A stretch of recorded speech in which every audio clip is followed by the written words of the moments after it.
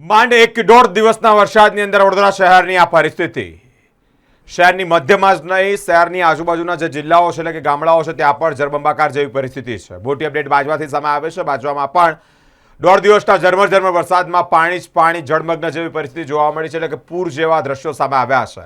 બાજવામાં જળબંબાકાર જેવી પરિસ્થિતિને લીધે ઘરમાં ઓફિસોમાં સાથે દુકાનોમાં તમામ જગ્યાએ પાણી જ પાણી જોવા મળ્યું છે। જનજીવન અસ્તવ્યસ્ત થયું છે।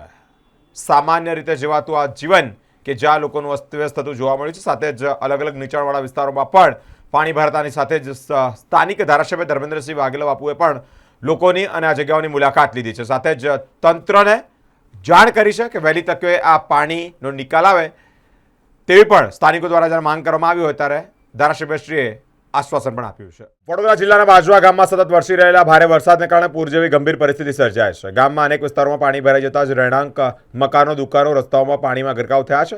ઘરોમાં પણ વરસાદી પાણી ઘૂસતા જનજીવન સંપૂર્ણપણે પ્રભાવિત થયું છે। સ્થાનિકોને અવરજવરમાં ભારે મુશ્કેલીઓનો સામનો કરવો પડી રહ્યો છે। અનેક સ્થળોએ વાહન વ્યવહાર પણ પ્રભાવિત થયો છે। ગ્રામજનોએ તંત્રને તાત્કાલિક પાણીના નિકાલની વ્યવસ્થા કરવા તેમજ જરૂરી રાહત અને બચાવ કામગીરી હાથ ધરવાની માંગ કરી છે। બાજવા ગામ પૂરગ્રસ્ત વિસ્તારની મુલાકાત ધારાસભ્ય ધર્મેન્દ્રસિંહ વાઘેલાએ લીધી છે।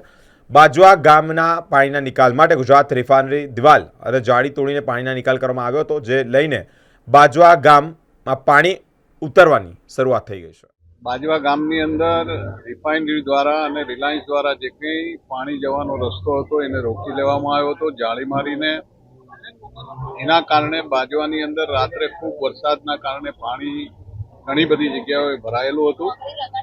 અમારા ગામના સરપંચશ્રી અને અજીતભાઈ મુખી અને બધા આગેવાનોએ ભેગા થઈને રિફાઇનરીનો જે કંઈ દિવાલ હતી દિવાલ તોડીને જાળી કાઢીને પાણી જવાનો રસ્તો ખુલ્લો કરી દીધો છે અને જે કંઈ નુકસાન થયું છે એનું કલેક્ટર દ્વારા સર્વે કરાવવામાં આવશે અને સર્વે કરાવીને જે કંઈ નુકસાનનો આંકડો આવશે એ સરકાર દ્વારા તમામ લોકોને સર્વે કર્યા પછી વળતર આપવામાં આવશે।